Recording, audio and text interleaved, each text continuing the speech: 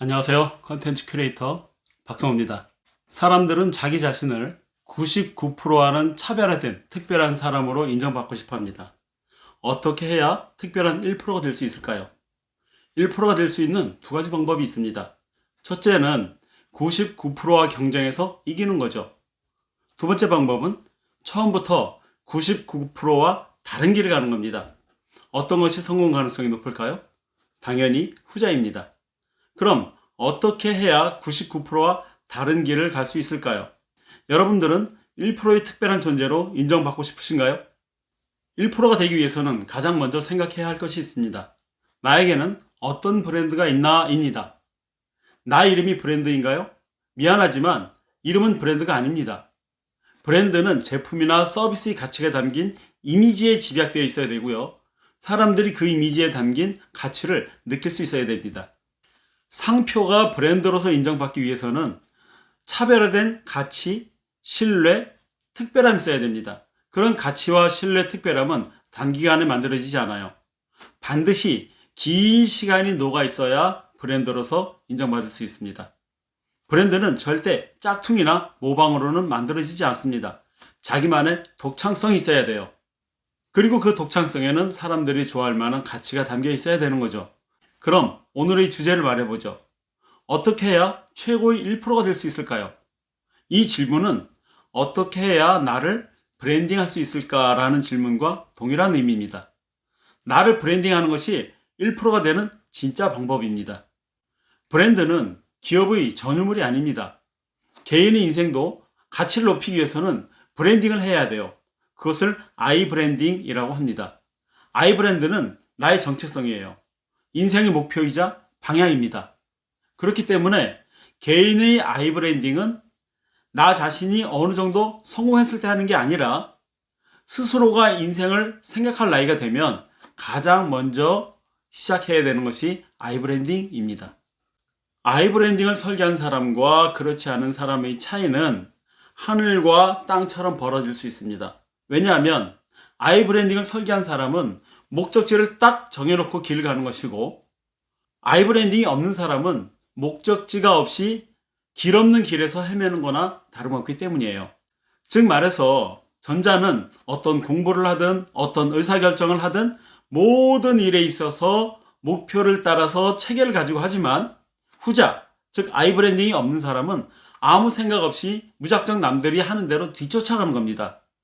망망대해를 항해하는데 아이 브랜딩이 있는 사람은 목적지를 정하고 출항하기 때문에 무엇이 필요한지 정확히 준비할 수 있죠. 그렇지만 후자, 즉 아이 브랜딩이 없는 사람은 무작정 준비 없이 바다로 나가는 위험한 상태가 되어버립니다. 분명한 건 이거예요. 목적지를 정하지 않은 배에게는 어떠한 바람도 순풍이 아니다. 자신이 하는 모든 일들이 인생에 도움이 되기는커녕 아무런 의미 없는 일이 되거나 경우에 따라서는 역풍이 될 뿐이라는 거예요. 아이 브랜딩은 반드시 이뤄내야 할 목표를 정하게 되고요. 절박함, 비장함, 승부사로서의 태도, 단 하나의 목표에 올인하겠다는 결단, 용기, 이런 것들을 발휘하게 합니다. 단 하나를 위해서 모든 것을 버릴 수 있는 용기는 엄청난 힘을 갖게 됩니다. 아이 브랜딩은 삶의 목적이고 목표가 실천되는 것이기 때문입니다. 그런데 사람들은 내가 아닌 남들이 정해놓은 길, 대부분의 사람들이 가는 길, 그런 방향으로 가는 것을 아무 생각 없이 따라갑니다. 그 길이 안전하고 당연히 나도 가야 할 길이라고 믿고 있어요. 그런데요, 절대 그렇지 않습니다. 대중들이 몰려가는 그 길은 굉장히 위험하고요, 비효율적입니다. 그 이유는 첫째, 실패할 가능성이 굉장히 높습니다. 왜냐하면 애초부터 나의 목적지가 존재하지 않기 때문이죠. 둘째는 내가 주도권을 가질 수가 없습니다. 그렇기 때문에 엄청난 경쟁을 피할 수가 없죠. 세 번째는 어느 날 이 길이 아니다 싶을 때 그동안 쏟았던 모든 것을 버리고 원점에서 다시 시작해야 됩니다.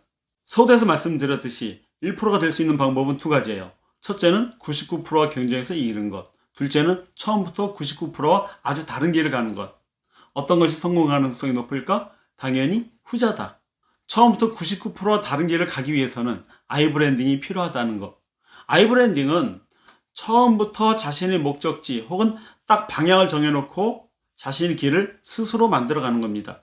아이브랜딩을 설계하는 순간부터 자기 스스로를 1%의 길에 올려놓는 겁니다. 대부분의 사람들이 에너지를 쏟아붓는 무의미한 경쟁, 배울 가치 없는 맹목적인 학습, 나의 목표가 아닌 것에 쏟아붓는 그 허무한 노력들, 그로 인한 돈과 시간과 이런 열정 등을 낭비할 필요가 없습니다.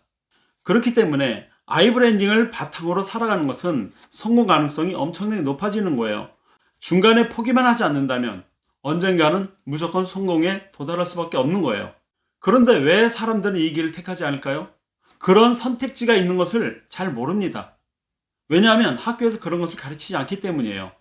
설사 알고 있다 해도 막연한 두려움 때문에 감히 그 길을 선택하지 않습니다.